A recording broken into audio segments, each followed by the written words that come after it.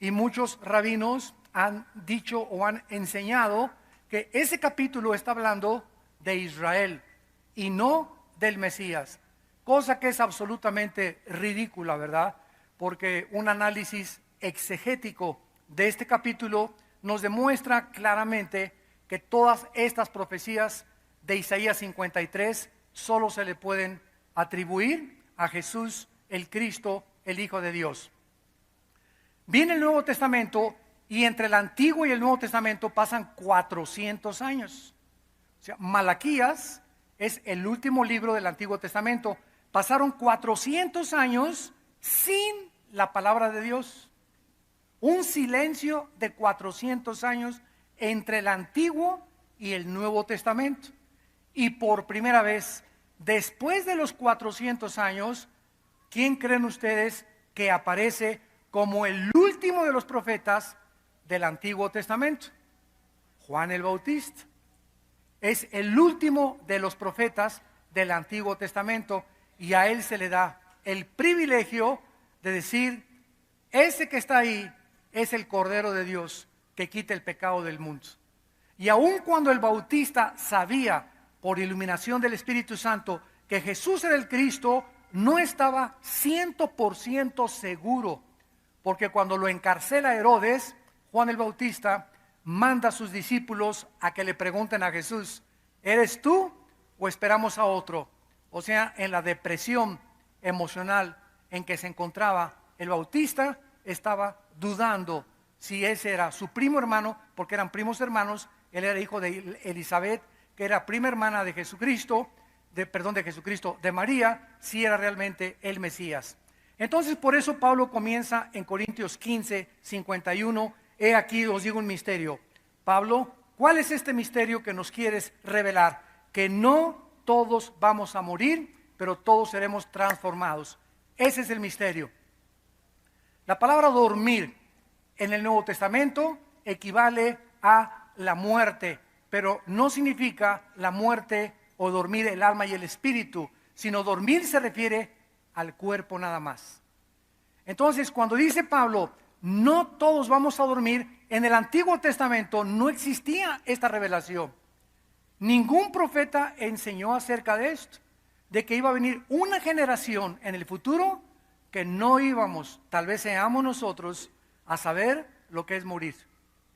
Estoy segurísimo, ¿verdad? Ojalá que no me equivoque, que nosotros pertenecemos a esa generación, que no vamos a saber qué es morir, sino que tal vez ahorita saliendo, o a las 6 de la tarde, o en la noche, o mañana, una semana, nadie sabe el día ni la hora, pero en cualquier momento, si alguien me pregunta, ¿cuál es la próxima señal profética de la Biblia? Te puedo contestar con absoluta certeza: el rapto de la iglesia. Es la próxima señal profética que tenemos, el arrebatamiento de la iglesia. Entonces no hay otra cosa que vaya a suceder más que el rapto de la iglesia. Ya después vendrá la reconstrucción del templo, la unión de las 10 naciones entre el Medio Oriente y Europa, la reconstrucción del templo de Jerusalén, el anticristo surgiendo, haciendo un tratado entre árabes y entre judíos y palestinos, y trayendo la economía otra vez a un flujo absolutamente increíble como jamás en la historia. Y entonces todas estas profecías se cumplirán después del arrebatamiento de la iglesia. Nosotros tal vez a lo mejor veamos al anticristo celebrar este pacto, o a lo mejor no lo vamos a ver, o a lo mejor nos vamos 3 años antes y van a pasar 3 años y aparece el anticristo, o en el momento que aparece el anticristo nosotros nos vamos. Pero en el momento en que el anticristo firma el convenio o confirma el tratado de paz entre árabes y entre judíos, en ese momento nosotros ya no estamos aquí. Y ahorita estamos contemplando qué cosa en el Medio Oriente: una olla hirviendo. Ahora que fue derrocado Muammar Gaddafi, el dictador de Libia, intervino la OTAN, que es la Organización de los Países del Atlántico del Norte, que reúne a la mayor parte de los países europeos que estuvieron bajo la Segunda Guerra Mundial, bajo el comunismo. Cuando acabó la Segunda Guerra Mundial, se firmó este tratado de la OTAN para garantizarles a estas naciones de que no volverían a caer en manos del comunismo. Ahora que la OTAN se ha fortalecido más que la ONU, tiene más fuerza ahora militar la OTAN que la ONU. Y cuando se tuvo que derrocar a Gaddafi, la OTAN, primero comenzó Estados Unidos, después Francia y algunas naciones, pero ya el golpe final lo dio la OTAN. Mandaron aviones, ¿verdad? Y acabaron con Gaddafi, lo agarraron vivo a Gaddafi, lo sodomizaron, lo arrastraron sangrando entre las plazas públicas de Libia, y bueno, y lo acabaron matando, ¿verdad? Como un animal terminó este pobre dictador. Entonces, ahora la guerra de Siria en el Medio Oriente, que todos ustedes todos los días estamos conscientes que están muriendo cientos de personas diarios, la pregunta es, ¿por qué no interviene la OTAN? ¿Por qué no interviene Estados Unidos? ¿Por qué a los rebeldes no los detienen o por qué no ayudan a Bashar al-Assad, el presidente de Siria? Y la razón es la siguiente. Hemos llegado a un punto en el mundo, y pocos de ustedes están conscientes de esto, donde ahorita, si alguna nación interviene en Siria, pongamos por ejemplo Estados Unidos. Si Estados Unidos interviene ahorita en Siria, ¿quién está apoyando a Siria? Rusia y China e Irán, 3 naciones poderosas ahorita. Si Estados Unidos interviene ahorita en Siria, o si alguna nación europea interviene en Siria, damas y caballeros santos de Dios, estamos viendo la tercera guerra mundial antes del Armagedón. Explota una tercera guerra mundial. Entonces ninguna nación se ha atrevido ahorita a intervenir y están dejando que los rebeldes, ¿verdad?, solucionen su problema, aunque sabemos que debajo del agua se está suministrando armas. Rusia tiene bases navales en Siria. A Rusia no le conviene que derroquen a Assad. A Irán no le conviene que derroquen a Assad. Europa no le conviene que derroquen a Assad. Es una guerra, es una ajedrez. Donde están tratando de hacer mate al rey.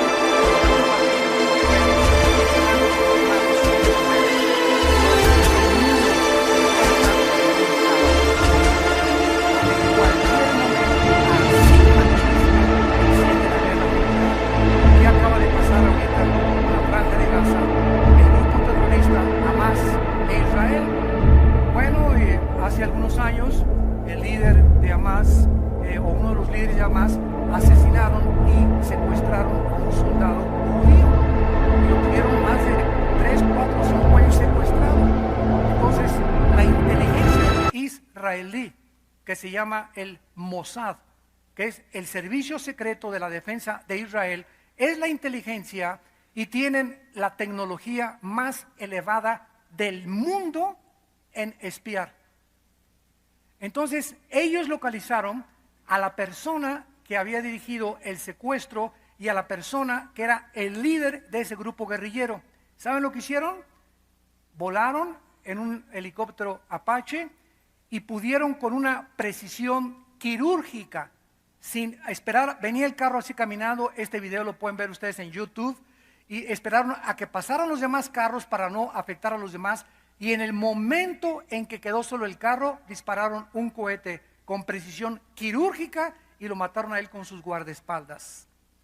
Este cohete, ¿verdad? ¿Cómo pudieron ver desde un helicóptero a través del techo de un carro? ¿Cómo supieron en la caravana que iba el jefe guerrillero? ¿Cómo lo supieron? Impresionante.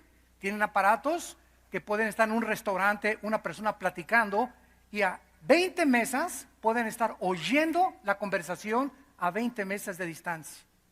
Pueden desde afuera de un edificio saber quién está detrás de las paredes de ese hotel o de ese edificio, con aparatos sofisticados que atraviesan el blindaje de cualquier pared para ver cuántas personas hay en tal lugar. Bueno, es increíble lo que es el mundo de la tecnología actualmente del equipo militar. Los palestinos que viven en Gaza y que fueron, ¿quiénes son los palestinos? Es un grupo de personas que en 1948, cuando los judíos, por un decreto de las Naciones Unidas, se les permitió regresar a Israel, había un grupo de árabes Entonces, este grupo de árabes huyeron y se convirtieron en refugiados. Entonces, Israel comenzó a construir sus kibbutz y comenzó a construir edificios y todo. Y estos árabes no se quisieron ir a vivir ni a Egipto, ni a Arabia Saudita, ni a Siria, ni a ningún lugar de los árabes. Se quisieron quedar ahí. Comenzó el conflicto, Israel les entregó la franja de Gaza. Miren, no vamos a pelearnos, vivan ustedes ahí.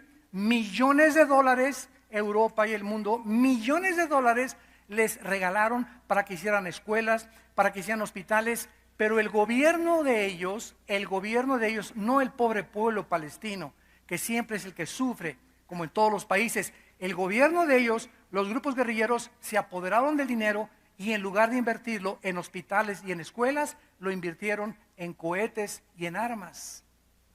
Y entonces comenzaron a mandar cohetes a Israel porque han jurado exterminar y no aceptar jamás a los israelíes vivir en la tierra de Israel.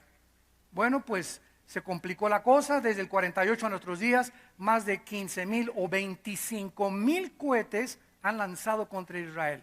O sea, provocándolos para que Israel conteste. Entonces intervenga Irán, que es el que está apoyándolos a ellos, intervenga Hezbollah, es el otro grupo terrorista en Libia, e intervenga Siria. Pero ahorita Siria está paralizada por la guerra civil. Entonces, ¿qué pasa ahora con los cohetes que les mandan? Israel contesta el fuego y comienza a bombardear. Y entonces, desde Gaza se esconden en las escuelas y en los hospitales para lanzar los cohetes. Y para que aparezca en el periódico, están muriendo civiles en Gaza. ¿Por qué? Porque no los protegían, estaban mandando los cohetes desde hospitales y desde escuelas. Entonces, toda la información que existe en la mayor parte de los medios de comunicación ponen a Israel como el agresor y a ellos como las víctimas. Y realmente son víctimas el pueblo, porque lo que tiene la culpa es el pobre gobierno. Los palestinos quieren vivir en paz, ¿verdad?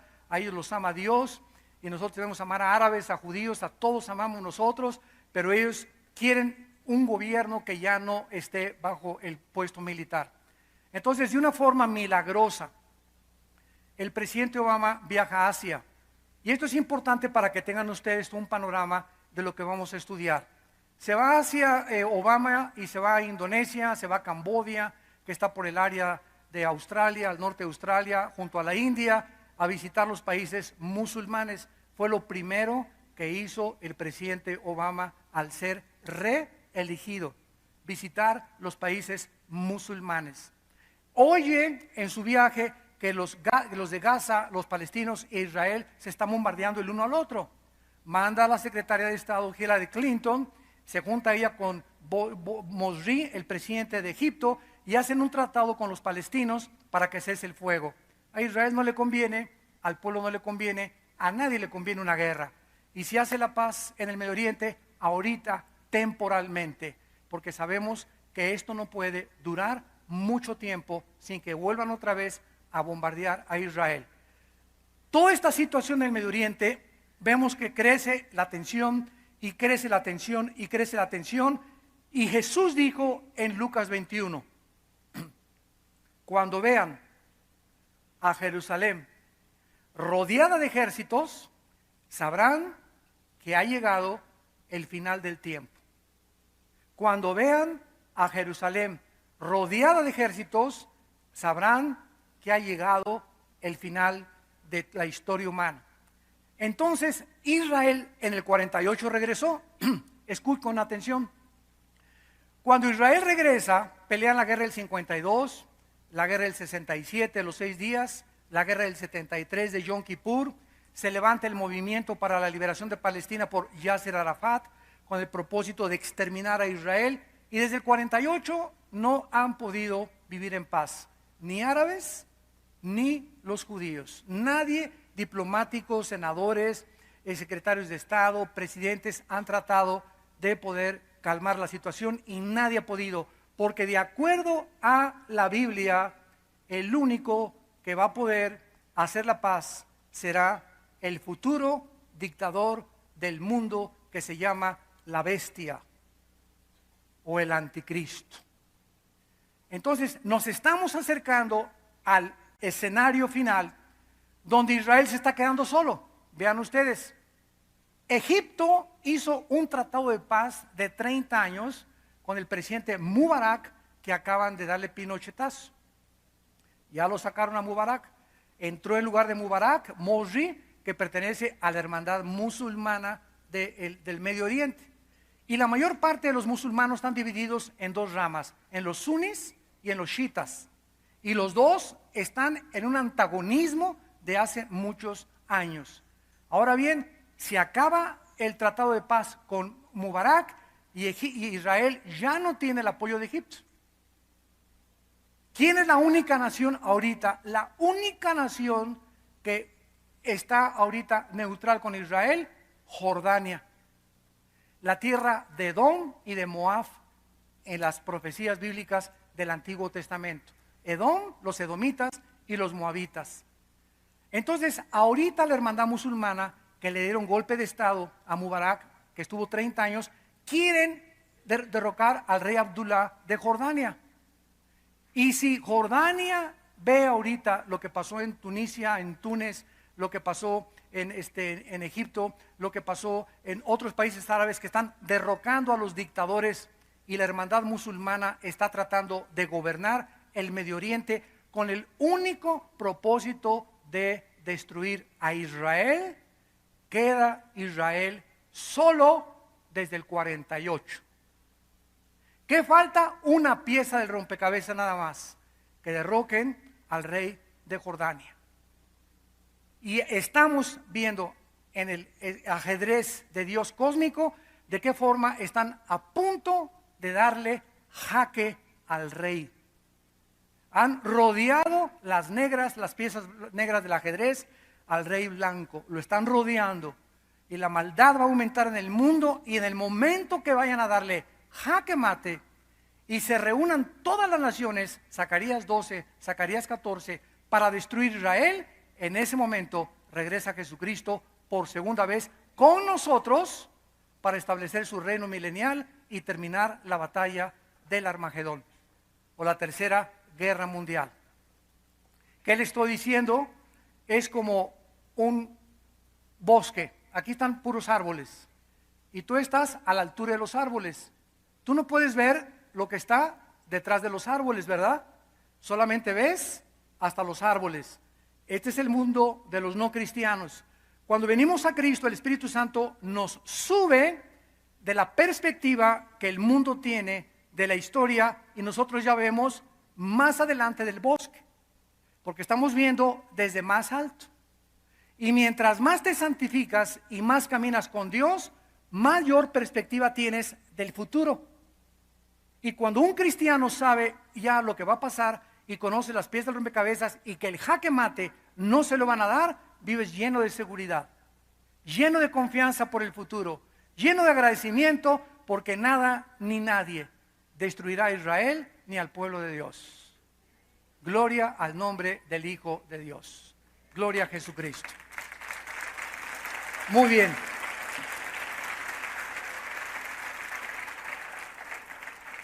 No todos vamos a morir, todos seremos transformados. En un momento, versículo 52, 1 Corintios 15, en un momento, en un abrir y cerrar de ojos, a la final trompeta.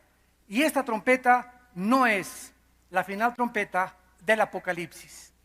Es la fiesta, la trompeta que se tocaba en la fiesta de las trompetas de Levítico 23. Rosh Hashanah se llamaba. Cristo cuando vino cumplió Pascua, los panes sin levadura, los primeros frutos y Pentecostés. Vean esto con cuidado. Cuando Cristo vino, cumplió 4 fiestas que Dios le dio a los judíos. Quedan 3 fiestas por cumplir. Si Cristo cumplió las 4, las otras 3 las cumplirá, y la primera es el arrebatamiento, las trompetas. Es la 5ª fiesta que falta. ¿Y saben cuándo es la fiesta de las trompetas en el calendario judío? En el mes de septiembre. Yo es una convicción profunda mientras más estudio las fiestas y el significado de las fiestas, que si nos vamos será en septiembre. Y precisamente es en septiembre también cuando es el Rosh Hashanah, que significa en el hebreo el final del año. O sea, el final de nosotros es el 31 de diciembre, ¿verdad? Los judíos es en septiembre cuando inician el nuevo año. Ahora muy bien, después de las trompetas, ¿qué cosa sigue? La expiación, Yom Kippur. Es la sexta trompeta. Falta las trompetas y falta Yom Kippur, que es la sexta trompeta. Yom Kippur ya lo tuvimos nosotros en la iglesia, cuando Cristo expió en la cruz nuestros pecados. Pero Dios le dijo a Israel, espérenme ahí. Ustedes van a salir un rato a la banca. Se van a ir a la banca del Tijuana o del Toluca, por un ratito, ¿verdad? No van a tomar parte ahorita, y los que están en la banca saben que están viendo desde lejos el partido. Ahorita Israel está viendo desde lejos todo, porque desde hace 2000 años Israel fue puesto en la banca cuando rechazaron a Cristo. Y entramos nosotros, la iglesia, como los jugadores. Ahorita somos nosotros los que formamos parte del partido. La iglesia es la que está jugando ahorita en el escenario final. Pero cuando venga el arrebatamiento de la iglesia, en ese momento Dios les dice a todos los de la banca que entren al partido, porque nosotros ya nos fuimos. Se acabó la época de la iglesia e Israel vuelve a participar del juego con los 144,000 judíos de Apocalipsis 7. A ellos ahora, a los judíos mesiánicos, se les va a encargar la predicación del evangelio de Jesucristo. La iglesia ya se fue, Israel vuelve a entrar al partido. Por eso Israel es una herejía decir que ya acabó Dios con ellos y que ya los terminó, porque Romanos 9, Romanos 10 y Romanos 11 nos enseñan exactamente lo contrario. Están temporalmente en la banca, pero serán injertados otra vez, porque mayor es el que los injertó que aquel que los desechó. Y los desechó para que nosotros fuéramos injertados temporalmente en el olivo natural. Ellos son el natural, nosotros somos el olivo silvestre. Todo esto está en Romanos capítulo 11. Muy bien, con esta explicación de que a la final trompeta viene el arrebatamiento, no es la trompeta de Apocalipsis, que es de juicio, es cuando se usaba la trompeta en el Antiguo Testamento para reunir al pueblo de Dios.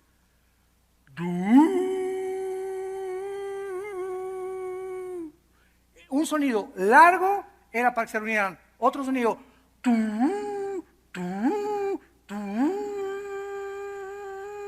era emergencia. Y otro sonido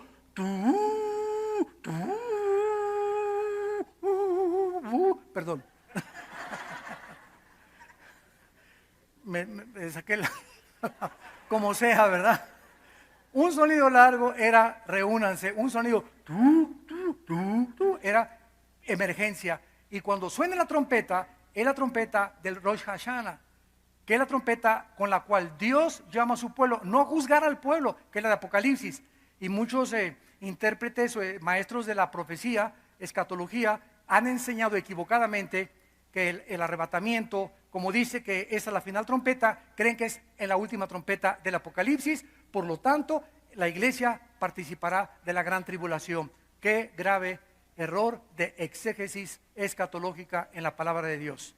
Se refiere a las trompetas de Rosh Hashanah, de la fiesta de los judíos. Muy bien. Teniendo esto en cuenta, nos damos cuenta ya de una forma muy clara, ¿verdad?, que el Nuevo Testamento describe la venida de Cristo, la próxima venida de Cristo, en dos etapas. La primera es en el rapto. Vamos a ver los versículos, cuando Él viene sin tocar los pies en la tierra. Primera de Tesalonicenses 4, 16 y 17. Porque el Señor mismo, con voz de mando, lo mismo que dice Corintios, con voz de trompeta, con voz de arcángel, descenderá del cielo. Cristo ahorita está en su trono, sentado Cristo, se va a levantar Cristo en su trono y se avienta, ¿verdad?, a venir hacia abajo a la tierra por segunda vez.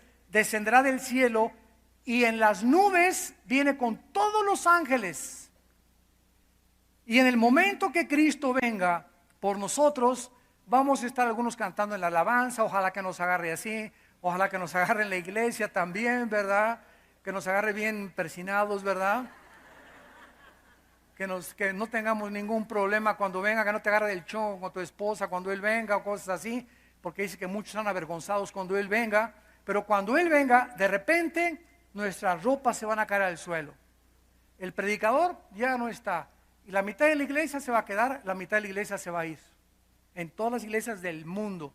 Pilotos se van a estrellar porque el piloto desapareció.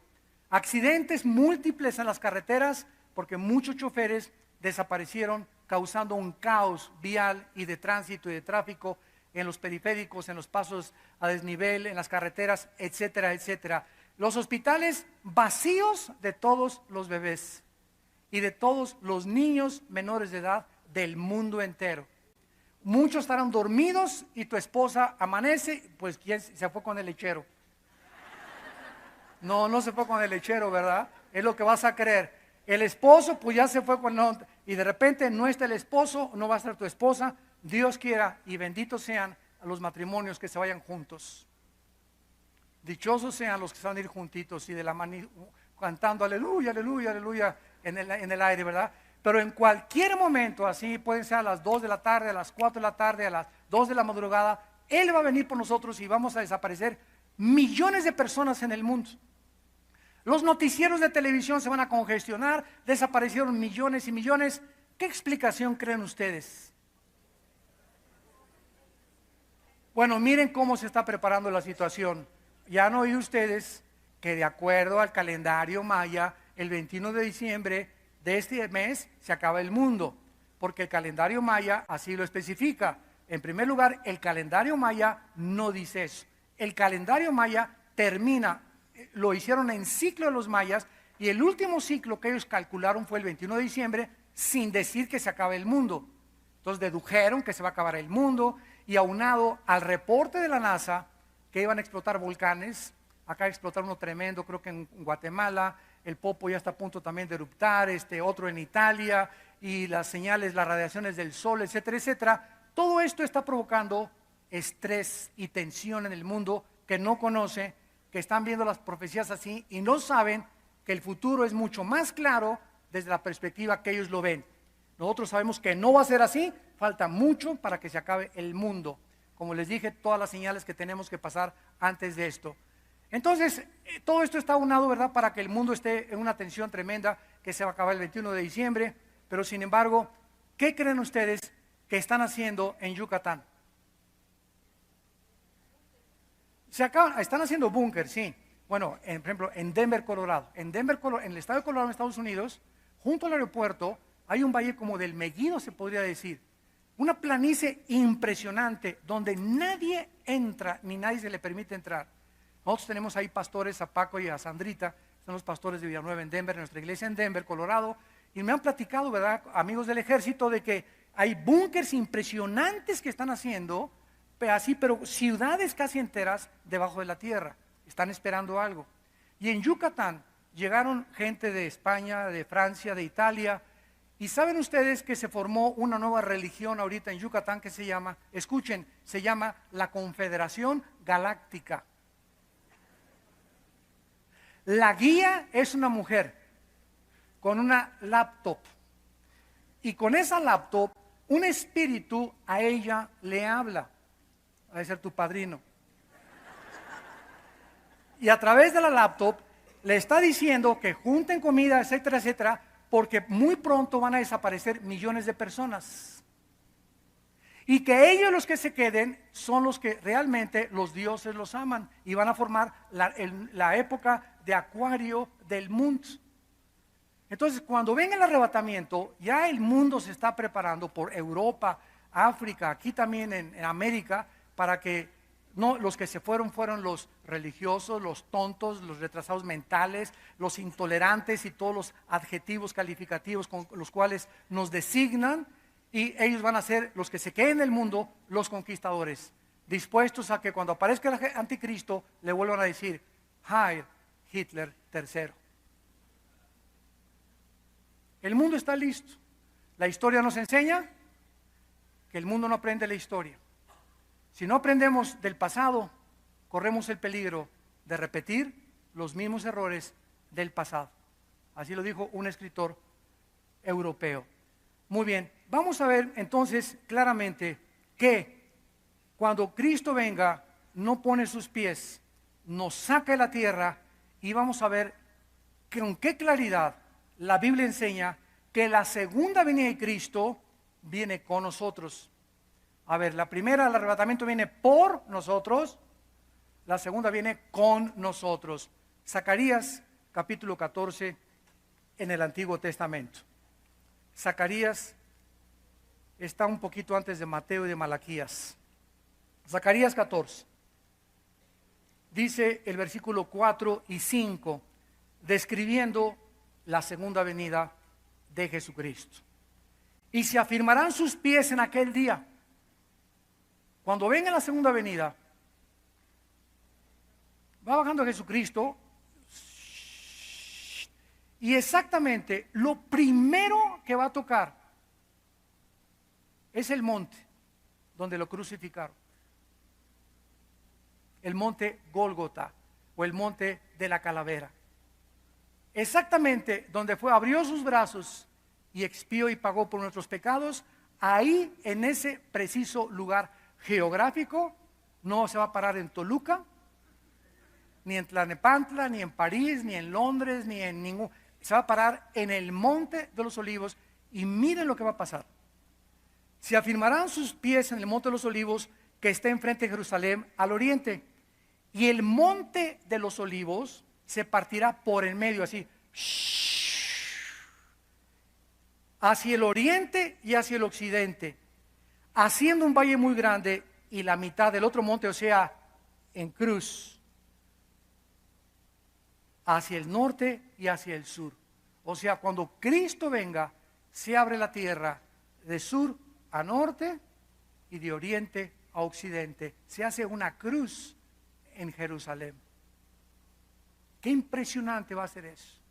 Así va a temblar la tierra, y ¡ras! Se va a abrir la tierra, y una cruz va a aparecer en el suelo.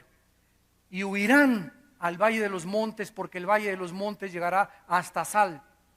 Huirán de la manera que huyeron por causa del terremoto en los días de Usías, rey de Judá. Y vendrá Jehová mi Dios. ¿Cómo se le llama a Cristo? Jehová. Dios y Cristo, Cristo y el Padre son la misma persona. Yo y el Padre, Juan 10:10, somos uno.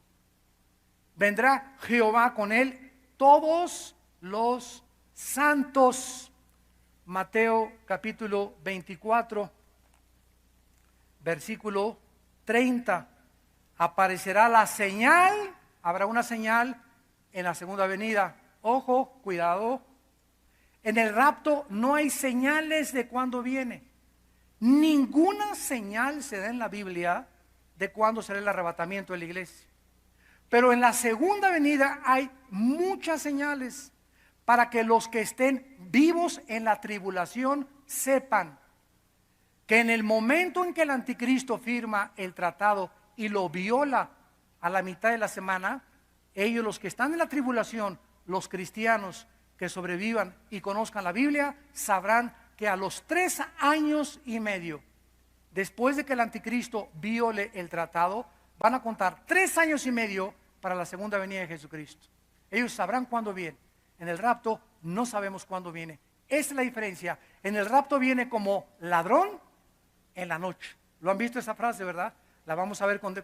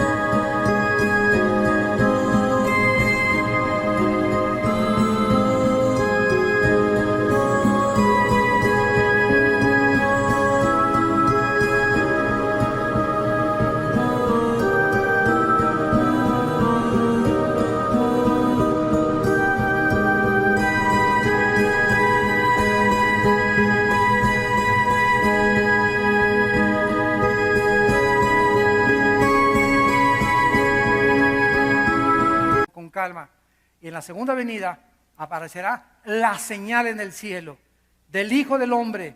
Y entonces lamentarán todas las tribus de la tierra y verán, todo el mundo lo va a ver.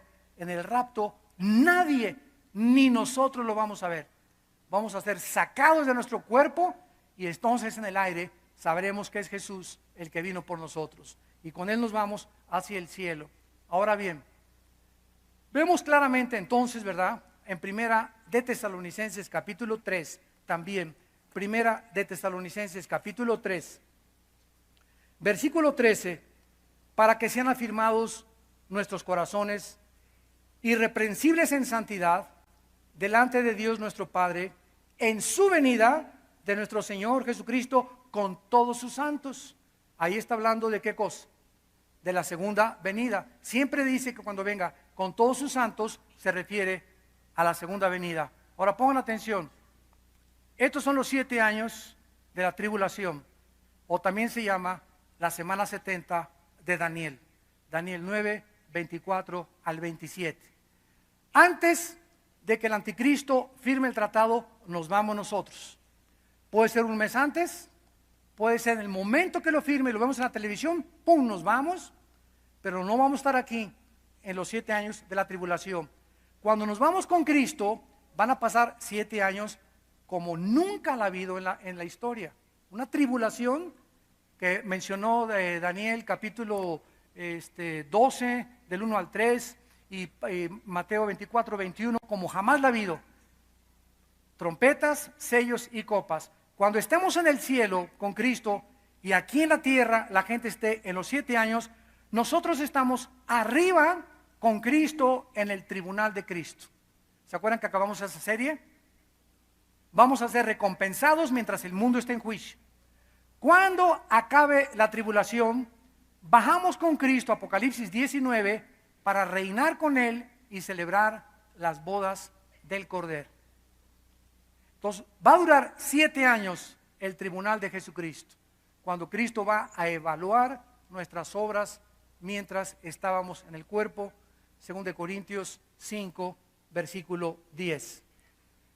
¿De qué manera entonces podrían ambas etapas ser verdad de la segunda venida de Cristo? Imposible. Imposible.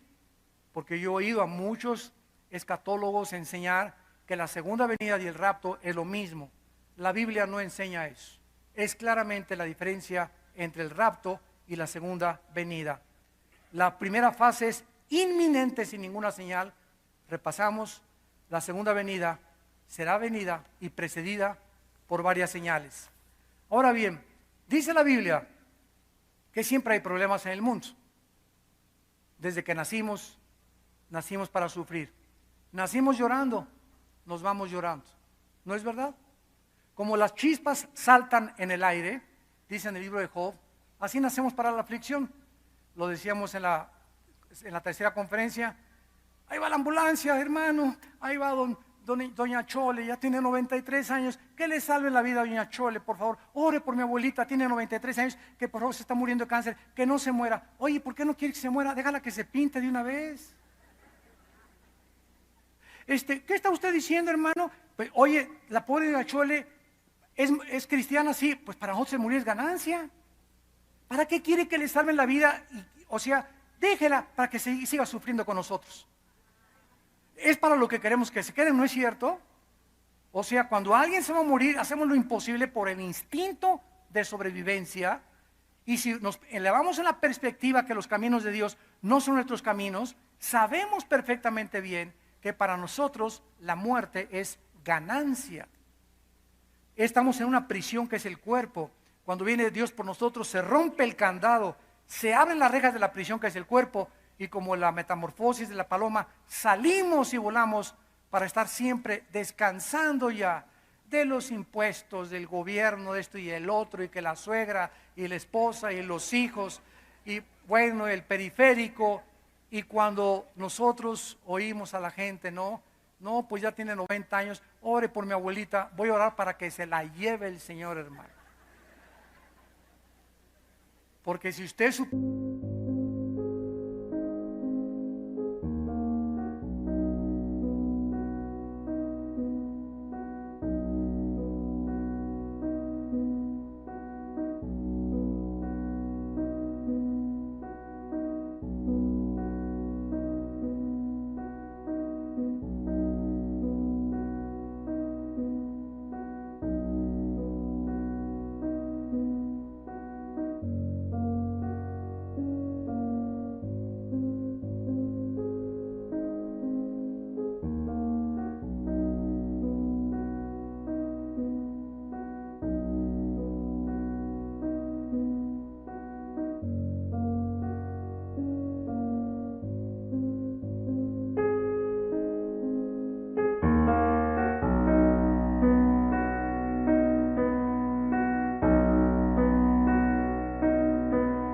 y es cristiana, que su abuelita va a estar ya descansando. Hoy ya son 90 años de sufrir, 85 años de sufrir, ¿no? Pero esta es la actitud de la naturaleza humana, porque anhelamos que se queden con nosotros, porque estamos acostumbrados a esos lazos familiares sin saber que realmente es un gozo con tristeza cuando alguien es cristiano y se va a la presencia del Señor. En Romanos capítulo 5, versículo 9, se nos promete que la iglesia no estará en la tribulación, mas Dios muestra su amor para con nosotros, mucho más estando ya justificados en su sangre, por él seremos salvos de la ira. Y cuando habla de la ira, son los 7 años de la tribulación. Primera de Tesalonicenses 1:10. Esperar de los cielos a su Hijo Jesucristo, el cual resucitó de los muertos, a Jesús quien nos libra de la ira venidera. Por donde le busquemos, la iglesia no estará en la gran tribulación. Apocalipsis capítulo 3, versículo 10. Por cuanto has guardado la palabra de mi paciencia, le dice Dios a la iglesia de Filadelfia, yo también te guardaré de la hora de la prueba que ha de venir sobre el mundo entero, para probar a los que moran sobre la tierra. Y este ha sido, santos de Dios, en penúltimo lugar, el patrón de Dios. El diluvio, le dijo Dios, antes que destruya el mundo, Noé, mete a tu esposa, a tus 3 hijos y a tus 3 nueras en el arca. 8 personas se salvaron nada más del diluvio. Y cuando Noé y su esposa y sus 3 hijos y sus 3 nueras se metieron al arca, Noé no cerró la puerta, la cerró Dios desde afuera. Génesis capítulo 8. Qué precioso es esto.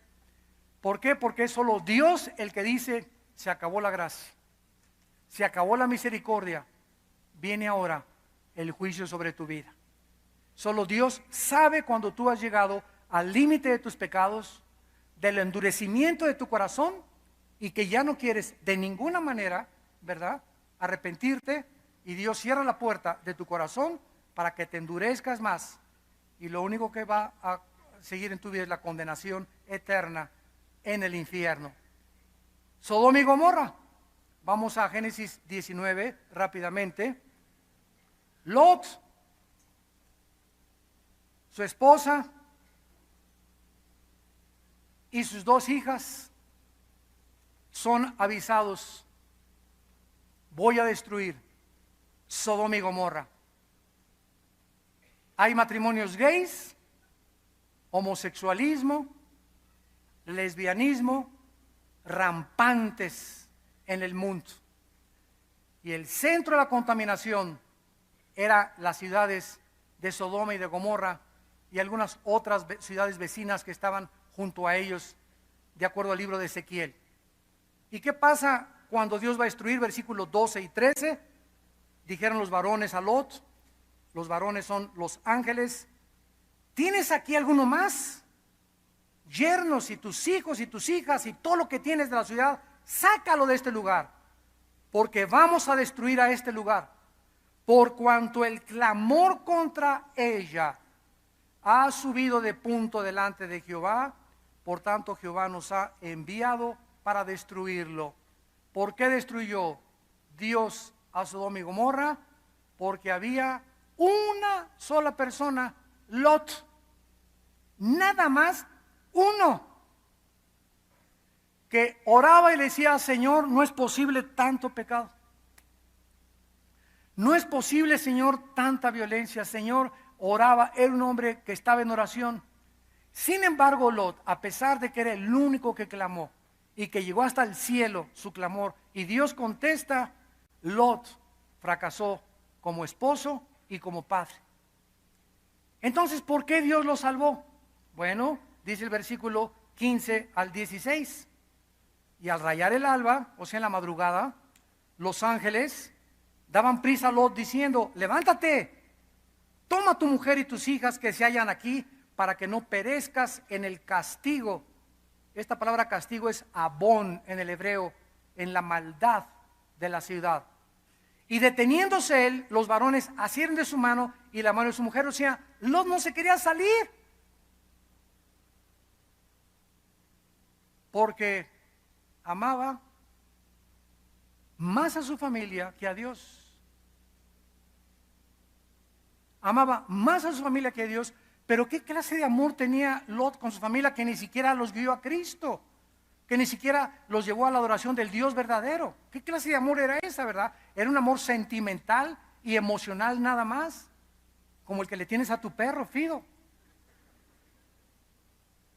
Pero no es un amor sacrificial, donde amas más a Dios con todo tu corazón y con toda tu alma y con todas tus fuerzas, que a tu esposa, a tus hijos, a tu primo, a tu perro y a todo lo que existe en este mundo. Entonces, Lot se aferra y de la mano de sus dos hijas, según la misericordia de Jehová para con él, y lo sacaron y lo pusieron fuera de la ciudad. Los ángeles agarran a Lot, y si no lo sacan a fuerzas, por favor, se hubieran quedado. ¿Por qué lo sacaron? Porque había un pacto entre su tío Abraham y Dios. ¿Cuántos de nuestros hijos ven? No, yo no quiero al Señor. No, de las orejas te va a traer el Señor. ¿Y sabes por qué? Porque cada cristiano tiene la bendición y será salvo tú y tu casa. Y bendición de Jehová son de los hijos, y la generación de los hijos será bendita. Ahorita ves a tu hijo mal, a tu hija en drogas, a tu hijo en drogas, pero si tú perseveras en la gracia y en la fe de Dios hasta el final, tu casa será salvada. Por la misericordia que Dios hizo contigo y conmigo. Gloria a Dios. Bendito sea su nombre.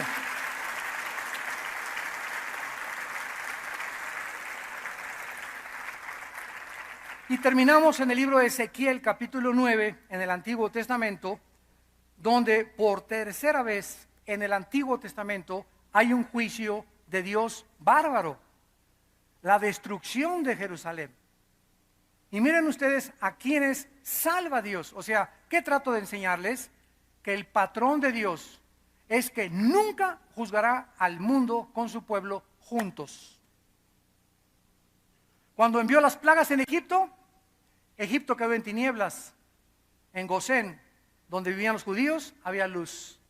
Se murieron los primogénitos de Israel se salvaron. Se llenaron llenos de piojos los egipcios. Israel no tenía ni un piojo. Y se llenaron de tinieblas y de sangre el río Nilo. No tenían agua para beber. Los judíos tenían agua. Dios siempre hará diferencia entre el mundo pagano e idólatra y al pueblo que dio su vida por ellos en la cruz. Siempre nosotros seremos guardados de las horas de los juicios cuando estamos caminando de la mano con Él. Ezequiel capítulo 9, dice la Biblia en el versículo 4 y 5 a los ángeles. Y le dijo Jehová: pasa por en medio de la ciudad, le está hablando a los ángeles, por en medio de Jerusalén, y ponles una señal en la frente a los hombres que gimen y que claman a causa de todas las abominaciones que hacen en medio de ella. O sea, marca solo a los que viven de rodillas. Marca solo a los que viven de rodillas, y a los otros. Dijo oyéndolo yo, versículo 5, pasa por la ciudad en pos de él y mata. No perdone tu ojo ni tengas misericordia. Maten a viejos, jóvenes, vírgenes, niños. Que no quede ninguno, pero todo aquel sobre el cual hubiere señal, no se acerquen y comiencen con las prostitutas. ¿Eso dice en tu Biblia?